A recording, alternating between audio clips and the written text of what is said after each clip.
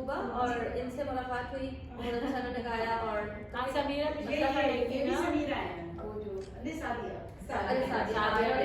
नए नए जो भी फर्स्ट जो इनका इवेंट हुआ, उससे सब लोग जो नए आ रहे हैं उनको मतलब लाजवाब हैं सारे माशाल्लाह से। और मैं सबा के साथ हाँ पहले उनकी गैदरिंग से जुड़ी हुई हूँ, और वही कि मैं भी जो हूँ उनकी तरह सिर्फ फ्रेंड सर्कल में जो उर्सा वगैरह के साथ ही गाती थी, लेकिन सबा का प्लेटफॉर्म ऐसा है कि मुझे लगा कि हाँ बिल्कुल। तो मैं यूजली वैसे बहुत धीमी गज़लें और इस तरह का मैं पसंद करती हूँ, तो थोड़ा सा उदासी वाली